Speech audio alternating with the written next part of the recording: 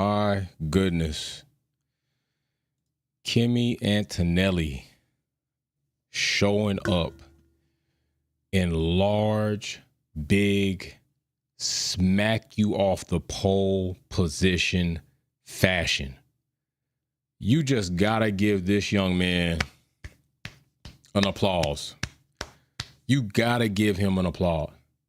I mean, nobody, and I do mean nobody, saw or probably even considered that Antonelli would be setting a record in Formula One history for the youngest pole sitter ever. That is phenomenal. And when things like this happen, you just gotta give credit for where credit is due. You just gotta give. I mean, and it's not like it's not raining. It's not inclement weather. It's not bad conditions. And might I dare say that likely even possible that Mercedes has remedied this heat situation, which, by the way, I will say this, because there were a bunch of jackasses that came in here, a couple of jackasses that came in here when I mentioned about Mercedes in the heat situation. And it would seem that even professional analysts, even people that literally were professional Formula One strategists, said as much as that toward the beginning of this race weekend. Ruth Bucker said, I want to know, has Mercedes fixed their overheating issue? Have they remedied the car in hot conditions?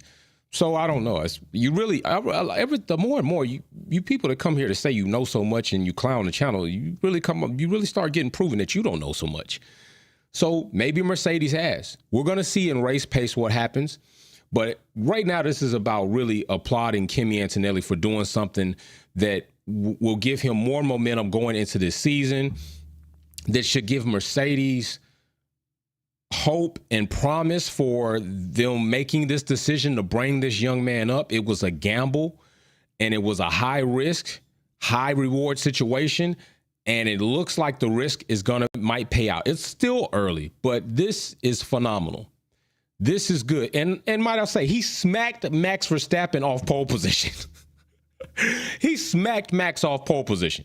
That's what Kimi Antonelli did before Piastri, and then Lando Norris came and smacked Max down even more. All right, new floor on the Red Bull car. There maybe in the race something different happens. Maybe in the sprint for the overall Grand Prix something different happens, and maybe even in the Grand Prix something happens for Max Verstappen. And by the way, congratulations to his young baby girl for making it safely into this world. God bringing another baby in. Hopefully parenting will be better than before what you had, because your dad was shit when it came to parenting. All right, so be a better dad, be a better person, work on your character, and hopefully cherish and appreciate and love that baby girl until the day you die, because that is what fathers do. That's what I do. That's what other fathers I know do. All right, so big shout out to baby girl making it into this world. So yeah, Kimi Antonelli smacks Max Verstappen, smacks him off, and that was just wild to just come in here and do what he did. And I absolutely love it. And by the way, these margins are getting smaller and smaller in between these drivers and these cars for these positions. I mean, we're talking about 400s. All right, we're talking about 400s of seconds between Pia and Lando. And again, we're talking about the gap to the leader, 2/10 on Max Verstappen, and a 10th off of the McLarens. So that is, I don't know what Russell's going to do. And I could imagine that Russell is probably aggravated. I could imagine Russell's aggravated, right? But a lot of you kind of hinted to saying that you all thought that Russell might indeed have his hands full with Antonelli. I do recall some of you in Super Chat saying that you thought Russell could possibly have his hands full with Antonelli, and it looks like some of you might be absolutely correct. still class 2 territory, not effectively a class 1. And remember what we do. Class 1 is immediately right. Class 2 is eventually right. Class 3 is you were just completely wrong. Some of you right now on the bubble of class 2 and could very well be upgraded to a class 1 with Antonelli and George Russell. And George, let's not take anything from George. George is still quick. George is still a very solid driver. But maybe the potential and the talent that Toto Wolff saw in Antonelli might indeed be his saving grace. Because let's just all keep it real. Toto was a scoring lover over Lewis Hamilton. He was a scoring situation over Christian Horner, getting Max Verstappen, because they had 4 cars for 2 teams to be able to give Max Verstappen a car, unlike Mercedes did at the time. And I know he was really hoping like this could be my chance and experience to have the youngest driver or young driver talent come up and lead the way for Mercedes. And let's not also forget, I made a very clear point here that Mercedes got the turbo hybrid era regulations correct. We are coming up to a full funkadelic of new regulations in 2026, where it is just not the power unit, it is active aero. There are a bunch of things that are going to be working there, a bunch of things that teams are going to have to get right, a bunch of things that teams are going to have to sift through. But Mercedes has been a team that has proven in regulations they can get it right, and they've also proven in aerodynamic regulations when things change, they got it extremely wrong. So I do think the power unit wise, they could get it right. Aerodynamically, we've seen them have some innovations, and we're going to see what happens. But if they do get it correct, it could be the sky's the limit for Antonelli. Sky's the limit for him. And I think he's finally getting comfortable. And I think like most rookies, they get into the car and they have this large concern of, I just don't want to mess up. And then if I wreck the car like Hadjar, I really commend Hadjar, because he came in first race and it just went, it was a debacle. Anthony Hamilton went and consoled the young man. He was very upset, and I could understand, probably very embarrassed. And some people don't have the mindset to make it back from that. And Hadjar has been really progressing since that. Antonelli, his situation is more as he's understanding the buildup, then understanding when it's time to let loose. That's what I'm getting from Antonelli. Antonelli pushed hard when he was able to get into car-free practice, wrecked it. He was off track sometimes. And you know what? Maybe that's not it's a bad thing because you're wrecking up the car. But okay, cool, whatever. But the other thing is you're pushing to find the ultimate limit of this car, and you're dialing back from there. Right? Some drivers are going to build up. But now that he knows that limit, he knows what it feels. He understands how this car is going to act when it's on the verge of letting loose. He backs it off a little bit. Now let me find out everything I need to do in here. And he's putting it together. I don't know if he's going to get another pole position or a sprint pole position. I don't know. I just know right now, and since he's been started in this season, this young man has been progressing. This young man has been producing as a rookie for Mercedes in a top performing team, I might add you. This is not house money. Antonelli is not playing with house money. Antonelli is in a position where he can be heavily criticized. He's next to a driver, competitive driver like George Russell. Then he's sitting amongst Oscar Piastri, Lando Norris, Max Verstappen, Ferrari on the come up. This is not a very just laid back, lax situation for Antonelli. I think I'm happy for him. He's living the dream as a kid. He's not even 21 years old. He's not even 21 years old. He just turned 18. Literally where somebody could say you're old enough to make adult decisions, but even 18, come on, kids ain't even adults at 18. They still kids. They still kids out here. He's probably getting texts from all his friends like, when we playing Call of Duty, or you gonna hop on this sim racing situation with me. This is a dream come true. And a very vivid dream come true at his age. Imagine being 17 in a multi-million-dollar Formula One car. Imagine that. Imagine being around Lewis Hamilton as the GOAT. Defending champion is Max Verstappen with all the stuff that's around him. Lando Norris, Oscar Piastri, Carlos Sainz, and all the other greats that come in and out of these races, and you're a kid at the table, you can't even drink. He's handling it well. So yeah, Max Verstappen gets smacked by Antonelli. and then he gets smacked by Oscar. Then he gets smacked by Lando. And I think he would have got smacked by Russell had things kind of worked out there. But yeah, that's where we are. That's where we are starting for the race that is going to happen tomorrow for the sprint race. And then we will have qualifying. I think that this weekend is shaping up to be something pretty nice. Also, don't forget, I think they extended the contract on the Miami GP to like 2040. That's a considerable amount of time, and I knew that was going to happen anyway. And I've always said Miami GP should be the race that basically replaces the other one with Monaco. You got all the stars, you got Star Island, you got water, you got beach, you got famous people, you got all types of stuff, you got the weather. You don't really need Monaco anymore. It's just prestigious. That's all Monaco is. Prestige, nostalgia, history. The track sucks. Okay, the track sucks for Formula One racing as it sits right now in the current era of Formula One cars we have. It's not a good race. It's a snooze fest.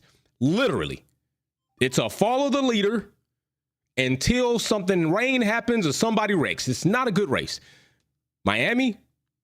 Yeah, Miami's that one. Miami's a good one. So we're going to see what happens. Big shout out to Antonelli. Lewis Hamilton, Charles Leclerc, 6 and 7. That's where they've been floating.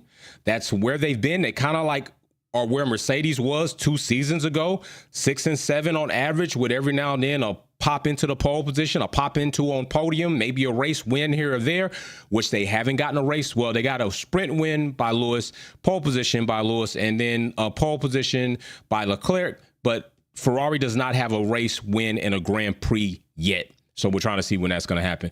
And 6 or 7 in qualifying is not going to let that happen unless adverse conditions happen, safety cars, and all types of other stuff that would have to fall into fruition to somehow magically create an opportunity for Ferrari to get on podium, let alone win a race. They got to do better. Ferrari's not doing a great job right now developing. It's not the drivers, it's the team. Okay, because you literally have been having your drivers pretty much tied together, split with one position or so, and by tenths of a second. And yeah, so it's not the drivers, it's the team, it's Ferrari. They better figure it out. McLaren's still strong. Mercedes looks like they're gaining some steam. McLaren still has, I don't think McLaren has pushed a big update package yet. So be on the lookout for that and how that in fact impacts them and what happens there. For Red Bull, letting Max Verstappen run the floor. I don't think Yuki's running it, and this is where they sit right now. And, you know, still, you can't count Red Bull out, and you damn sure can't count Max Verstappen out. He can lay a hot lap at any given time, and I'm always going to say that until he proves to me that it's not going to happen. And so far, he hasn't proved to me that that doesn't happen, because usually he does it every qualifying. Whether he ends up on pole position or not, you can usually count on Max to lay a hot lap. If it sticks or not likely, and not here, because KIMI Antonelli said, hold up. Yeah, there you go. Step back, Max. And then Piastri came up and said, there you go. Step back, Max, step back. And then Lando's like, I love you. I know we got to ride on this jet together, but step back, Max, step back. So there's a lot of stepping back right there for Max Verstappen. And then he blocked up Yuki. Max Verstappen blocked Yuki up. And then what's up with Max Verstappen not being penalized like other drivers? He impeded his teammate like nobody's business. Nobody's business. He impeded his teammate. He impeded Yuki to the point Yuki couldn't even get another lap. And he should have been penalized. I don't know. Matter of fact, I'll tell you what, real quick before we hop off here, let's even see if there's a document that was even created for Max Verstappen in that impeding, because it was egregious. And I want to say he might have even impeded Stroll, which I ain't tripping, but still, impeding is impeding. They didn't even create a document for that. They didn't even look into it. And we clearly saw it on the tape. We clearly watched Max Verstappen impeding Yuki for sure. And no investigation, no form, no reprimand, nothing. Yo, they got to cut it out with this. This glazing of Max Verstappen is absolutely ridiculous, man. It's absolutely ridiculous. The FIA glazed Max so much, he's probably the #1 selling donut in Krispy Kreme. And I mean extra glaze. So much glaze, you're biting into it and glaze is up to your gums before you even touch the dough of the donut. That's how much the FIA are glazing Max Verstappen. But anyway, it needs to stop. Big shout out to KIMI Antonelli, man. Sky's the limit. I hope you keep progressing. I hope you keep growing. This might be the next young talent. We got a hot banging rookie year. Antonelli, Hajar. Come on, those two dudes right there. Hajar's dynamic. Yeah, he's not in a top performing team, but he's doing good with what he's doing. And Hajar's ninth. Lim Lawson is still floating back and getting eliminated. So I'm going to tell you right now, it is official that Red Bull screwed Yuki by picking Lawson. Lawson's getting beat by Hajar. He got beat by Yuki, and he's still performing like that. So, yeah, I ain't no love lost. No, Lawson just didn't deserve the promotion to begin with. Yuki got caught out by Mad Max because Mad Max impeded him. So, I mean, he's already proven Yuki's done a better job in 2 races than Lim Lawson did in 2 races in the same Red Bull car. So I don't want to even hear that anymore. Lim Lawson's just keep doing what you're doing and come up and just work on your craft, and hopefully you'll come up there. Bortoleto, I wish you wasn't with that team, bro. I wish Bortoleto was not with Sauber. I wish he was with a better team, but you signed that contract. Hopefully when Audi comes on board, if they're keeping you and having you, they'll bring something that will give you an opportunity to compete. But yeah, I mean, I guess you a smidge better than Felipe because you get to drive, but you ain't really driving with nobody like that. So that's a damn shame. But we will see what happens tomorrow. Yeah, this is going to be this could shape up to be a very fantastic race weekend all around. There could be a lot of surprises. You never know. Red Bull could still surprise. You never. Lando, we're looking to see what's going to happen with him. But Oscar Piastri, that's my dog. Pia, he's the Iceman. Antonelli, Russell with Mercedes. I don't really see too much surprise happening with Ferrari, but if it does, I'm here for it. And all I want for Williams is just 2 cars in the points with Hajar somewhere in the mix. And I'm good right there. I'm absolutely good right there. So we'll see what happens. But yes, this could be an awesome time, you all. I will see you soon. Peace and love. I'm out.